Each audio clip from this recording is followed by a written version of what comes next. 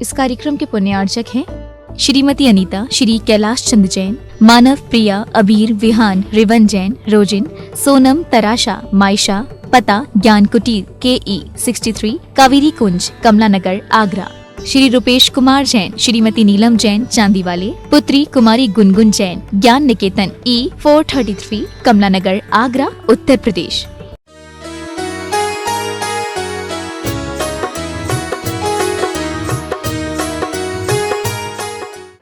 तप चाहे सुर राय के भैया मेरे, तप चाहे सुर राय। कर्म शिखर को वज्र है और द्वादश विद सुखदायक। भैया मेरे द्वादश विद सुखदाय, क्यों न करे निज शक्ति सम। कर्मों के लिए यह शैल की तरह है, पर्वत की तरह, पत्थर की तरह। अनादि काल से हम कर्मों का बंद करते आ रहे हैं। 24 घंटे कर्मों का बंद होता रहता है। शुभ और अशुभ कर्मों का बंद करते हैं। 6 डाला की पंक्तियों का बड़ा दुरुपयोग किया लोगों ने। धर्म ग्रंथ पढ़ के भी और संसार की वृद्धि करती रहती है। देखो कैसी विचित्र दशा है। अनेकांतवाद स्यादवाद से अपेक्षा कथन को समझेंगे तो ये धर्म ग्रंथ शास्त्र हैं और बिना अपेक्षा के, बिना नय के एकांत विचारधारा में बहेंगे तो ये धर्म ग्रंथ शास्त्र का काम भी कर सकते हैं। 6 डाला पंक्ति आती है। आश्रव दुख कार्य घनेरे, बोधे बंत तिन निरवेरे। आश्रव तो दुख देने वाले हैं, संसार के कारण हैं। भगवान की पूजा, भक्ति, व्रत, उपवास ये तो बंध का कारण है। ग्रस्त जीवन में अपने आप को निर्विकल्प, वीतराग, परम समाधि वाला मान रहा है। आश्रम दुखकार घनेरे, जो मुनि महाराज सामायिक में बैठे हैं, छपक श्रेणी पे आरूढ़ हो रहे हैं, भैया अशुभ आश्रव से बचना, अशुभ राग से बचना, यह उद्देश्य है। लेकिन हमने तो शुभ और अशुभ दोनों को एक मान करके और पूरे जीवन का आनंद किरकिरा कर दिया, सम्यक दर्शन को भी दूषित कर दिया। परिणाम और हमारे पूजा, भक्ति, व्रत, उपवास तो इनसे शुभ आश्रव होता है। आश्रव संसार का कारण है, इसलिए पूजा भक्ति मत करो, व्रत उपवास मत करो, नियम संयम, ये अणुव्रत महाव्रत से कुछ नहीं होता, ये तो राग है। भैया क्या बोल रहे हो? पहले तो अशुभ राग, पत्नी का राग छोड़ो, नोट छापने का राग छोड़ो, ये फ्लेड, ये पोता पोती, ये पाप क्रियाएं पहले छोड़ो जिनसे अशुभ आश्रव हो रहा है। शुद्धोपयोग का लक्ष्य रखते हुए शुभोपयोग में सम्यक दृष्टि की प्रवृत्ति, जैसे स्वामी ने समय सार की तात प्रवृत्ति में सराग सम्यक्तम च बीतराग सम्यक्तम च, 6वें गुण स्थान तक 7वें के पूर्व भाग तक तो सराग सम्यक दर्शन की स्थिति बनती है, आगे बीतराग सम्यक दर्शन की ध्यान बनती है। तो हम उस मुनि महाराज ध्यान की अवस्था को और कपड़ों में, घर में रहते हुए, यह है मिथ्यात्व, यह है आत्मा के प्रति अन्याय, यह है संसार वृद्धि। तो शुभ राग और अशुभ राग देव शास्त्र गुरु में श्रद्धा आस्था नहीं है।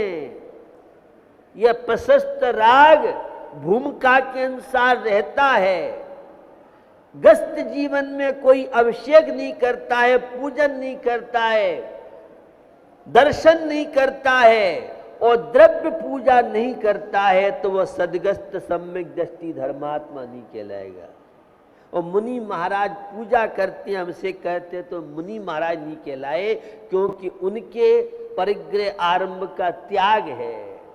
और गस्त के मैं भाव पूजा करता हूं तो यह है अनंतानुबंधी मायाचारी, यह है संसार बद्धि का कारण। धर्मात्मा को अपने धार्मिक आयतनों से धर्मानुराग तो होता है, साधर्मियों के प्रति यह अनुकंपा होती है, दया के परिणाम होते हैं, जीवों की रक्षा की भावना, संसार में सभी जीवों का कल्याण हो, संसार में कोई दुखी नहीं रहे, तो अशुभ राग पाप क्रियाएं बुद्धि पूर्वक छोड़ी जाती हैं। ये शुभ क्रियाएं, ये शुभ आश्रव भूमिका के अनुसार होता है। इसलिए आश्रव दुखकार घनेरे, यह अशुभ आश्रव की दृष्टि से है। जब मुनि महाराज बन जाएंगे, छपक श्रेणी पे आरूढ़ हो जाएंगे, तब फिर इर्यापताश्रव, और जब 14वें गुण स्थान सिद्धारंभ पहुंचेंगे, तब हम पूर्ण रूप से निराश्रव हो सकते हैं। गृहस्थ जीवन में कोई यह कि निर्विकल्प बीतराग परम समाधि मुझे हो रही है, तो यह बहुत बड़ा छल है आत्मा के साथ। दूसरा, शुद्धोपयोग, शुद्धात्मानुभूति, स्वरूपाचरण चारित्र। सम्यक दर्शन की भूमिका में 41 प्रकृतियों का आश्रय रुकता है। 1 से 48 कर्मों की प्रकृतियां हैं, बहुत तरह की आगम की करणानुयोग की व्यवस्था है। पहले अशुभ राग पाप क्रियाएं छूटती हैं। चौथे गुण स्थान में जो भी सम्यक दर्शन है, सम्यक दर्शन आस्था है, श्रद्धा है।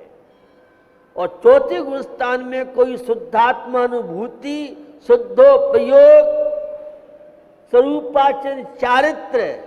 हमारे आचार्य कहते हैं, तप तपे द्वादश धरे वृष दस रत्न त्रय सेबे सदा।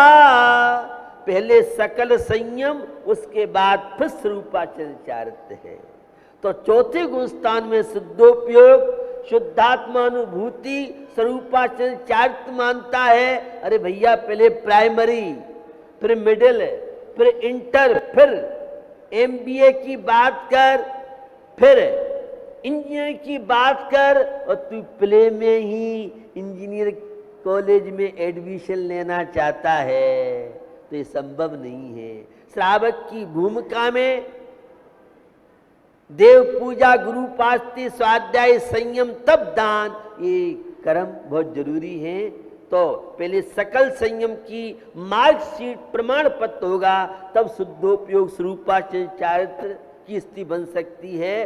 क्योंकि पहले से 30वें गुण स्थान तक अशुभोपयोग, चौथे से 6वें गुण स्थान तक शुभोपयोग, श्रेणी में जाने के बाद फिर शुद्धोपयोग आदि की स्थिति बनती है। कषायों के अभाव होने पर ही वास्तव में पूर्ण शुद्धोपयोग। तो गृहस्थ जीवन में वह आत्मा के प्रति आस्था, पुण्य और पाप के रहस्य को समझता है, इसलिए अन्याय अनित्य विषय होता है। तो चौथे गुण स्थान में हमारे आगम के अनुसार शुद्धोपयोग, शुद्धात्मानुभूति नहीं हो सकती है। मैं उत्तम तप की बात कर रहा हूं। बंधु, तपस्या एक यात्रा है, और इच्छा जितनी जो सीमित करेगा, जीवन में उतनी शांति मिलेगी। अशुभ राग छोड़ने योग्य है। भूमिका के अनुसार शुभ आश्रव केवल ज्ञानियों को भी होता है, तो हम और आप कैसे अनंत परमेश्वरी के भी इर्यापत आश्रव की स्थिति होती है। पूर्ण आश्रव से मुक्त 14वें गुण स्थान या सिद्धालय में ही हो सकते हैं। गृहस्थ जीवन में कोई कहे मैं निर्विकल्प हूं, मैं आश्रम रहित हूं, तो ये आगम के साथ छलावा होगा। बंधुओं, सफलता के जो सूत्र हैं 12 प्रकार के तप हैं, 6 अंतरंग और 6 बाही। बिना बाही तप के अंतरंग तप संभव नहीं है। हमारी माताएं रोटी बनाती हैं, पहले तो तवा गैस के चूल्हे पर रख देती हैं और उसके बाद शांत बैठती हैं। अरे रोटी मिल गई है और डाल दो। अब आपको पाक शास्त्र का ज्ञान ही नहीं है। अगर ठंडे तवे पे रोटी डाल देंगे तो रोटी चिपक जाएगी, काम नहीं हो सकता है। जब तवा गर्म हो जाता है, कोई मंगोड़ी निकालना है, कचौड़ी समोसा निकालना है, पुड़ी निकालना है, तो क्या करते हैं? पहले तेल गरम होता है, कढ़ाई गरम होती है। तो पहले तेल गरम होता है, कढ़ाई गरम करेंगे तो गैस बहुत महंगी हो गई है, सुना है। ऐसा करो, कढ़ाई नहीं, सीधा तेल घी लो और गैस के चूल्हे पर डाल दो और फिर पुड़ी निकाल लो उसमें से। ऐसा नहीं होता है, आग लग जाएगी, मकान सब उड़ जाए, गैस का सिलेंडर गड़बड़ हो जाएगा। भैया, उस दूध को गर्म करने के लिए तपेली जरूरी है। कढ़ाई जब तक गर्म नहीं होगी तब तक वह तेल गर्म नहीं होगा।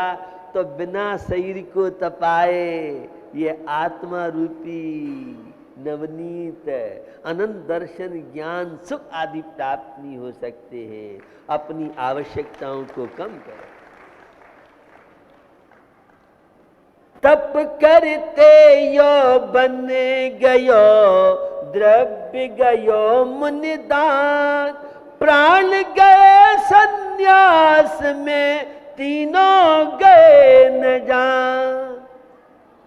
हर चीज का आनंद जवानी में आता है। किसी बुढ़े बुढ़िया को ग्वालियर शूटिंग, जियाजू शूटिंग और पता नहीं कितनी शूटिंग। अरे बुढ़ापे में जब चेहरे में तेज नहीं रहा है, शरीर में खून नहीं रहा है और तू ब्यूटी पार्लर में जा करके करा ले श्रृंगार, क्या होगा? हर चीज का, खाने का, पीने का, हर चीज का आनंद जवानी में आता है। धर्म कोई फोकट की चीज नहीं है। ये नियम संयम त्याग व्रत तो बुढ़ापे के लिए हैं। अरे भैया, अनंत काल हो गया। 12 प्रकार के जो तप हैं, जीवन की सफलता प्राप्त करना चाहते हैं, जितना पाया है बंधुओं उससे ज्यादा देने का प्रयास करें। हम जोड़ते तो बहुत हैं, लेकिन देने के नाम पर कंजूस हैं। हमेशा दूर की सोचें। हम तो वर्तमान केवल अभी की सोचते हैं। बिना कुछ दिए कुछ पाने की कोशिश न करें। तुम किसी के यहाँ नमकीन पहुंचाओगे तो तुम्हें सामने वाला मीठा पहुंचाएगा। ये तो व्यवहार है। तुम 10 का नोट पहुंचाओगे तो सामने वाला 20 पहुंचाएंगे। और मुजफ्फरनगर वाले तो कई खाली लिफाफा दे आते हैं। कलाकार एक से एक है। मुजफ्फरनगर की बात नहीं है, मुजफ्फरनगर में तो बैठा हूं, कलाकार एक से एक। लिफाफा पहुंच गया तो आपकी हाजिरी है, चाहे तुम खाओ पियो भले ही मत, और लिफाफा नहीं पहुंचा तो तुम्हारी अनुपस्थिति है। क्या हमारी संस्कृति थी? जब बैठ करके भोजन कराते थे लोग और एक साथ पंगत शुरू होती थी। मुझे बैकवर्ड की बातें बहुत याद आती थी। जब तक कितनी प्यारी से प्यारी चीज हो, टाट पट्टी पे जब लोग बैठते थे, हजारों आदमी, 500 आदमी एक साथ बैठते थे, और घर मालिक आकर के जब तक नहीं कहता था जी मो, तब तक आदमी का मजाल नहीं था कि हाथ आगे बढ़ जाए। पुरानी बातें बता रहा हूं, देसी जमाने की बातें बता रहा हूं। वह पुड़ी परोसते समय क्या प्यार, क्या अपनापन हुआ करता था। 2 पुड़ी की भूख को 4 खा लो और तो भी हजम हो जाती थी। आज 4 की भूख को 2 खा लो तो हॉस्पिटल में एडमिट। वो प्यार था, अपनापन था, आत्मीयता की भाव। बंदो, ये तप हमारे जीवन में जो 6 बाही तप हैं, अनशन, उपवास, आजकल उपवास के द्वारा बड़ी बड़ी चिकित्साएं हो रही हैं, और विदेशों में डॉक्टर एडवर्ड हुकर देवी जी ने कहा है, बीमारी में जबरदस्ती खाने और दवाएं लेने की अपेक्षा उपवास अधिक लाभप्रद होता है। ये अमेरिका की बात कर रहा हूं, विदेश की बात कर रहा हूं। हमारे यहाँ तो महीने में 4 अवसर, अष्टमी और 14 को एकादश उपवास करते थे, लोग स्वस्थ रहते थे। अरे एक मशीन होती है, 24 आवर्स जलाओगे तो वह भी जल जाती है, फूक जाती है। ये आपका आमास है तो जापानी चादर से है, बना है, या इंग्लैंड का कोई विशेष लोहे का प्रयोग हुआ है, या हांगकांग से कोई स्पेशल। अरे भैया, ये तो खून मांस हड्डी की झल्लियां हैं। थोड़ा सा अनुकंपा करो, दया करो, दिन भर लगे हैं। तो तप, अनशन हर व्यक्ति को महीने में 1-2 तो उपवास करना चाहिए, स्वास्थ्य की दृष्टि से। ये डॉक्टर कहते हैं, चिकित्सक कहते हैं। इसको भी पाचन को थोड़ा सा विश्राम दो। तो बंधुओं, अनशन, ऊनोदर सबसे सस्ता टिकाऊ। उपवास करने में तो थोड़ी सी दिक्कत हो सकती है, लेकिन ऊनोदर भूख से कम खाओ और तप हो गया। कितना सस्ता काम है। 4 रोटी की भूख है, 3:45, 3:30 खा लो, ऊनोदर तप हो गया। और खट्टी डकारें नहीं आएंगी, तेजाब नहीं बनेगा, गैस के सिलेंडर नहीं बनोगे। आज जिसे देखो वही गैस गैस। ये गैस कौन सी बीमारी है? ये सब तो ऊनोदर, भूख से कम खाना स्वस्थता की निशानी है। यह तपों का व्यवहारिक जीवन बड़ा महत्व है। अनशन, ऊनोदर, व्रत संख्यान, रस परित्याग।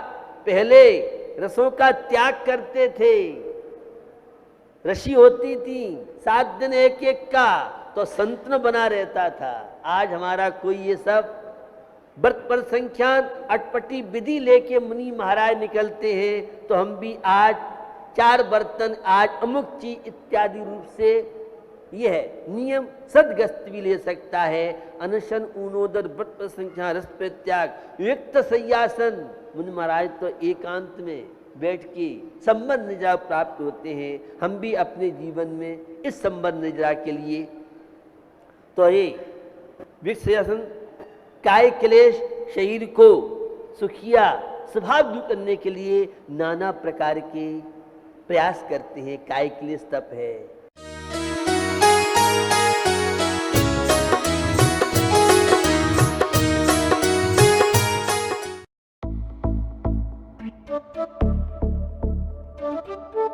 इस कार्यक्रम के पुण्यार्चक थे श्रीमती अनीता, श्री कैलाश चंद जैन, मानव, प्रिया, अबीर, विहान, रिवन जैन, रोजिन, सोनम, तराशा, मायशा, पता, ज्ञान कुटीर, KE 63, कावेरी कुंज, कमला नगर, आगरा।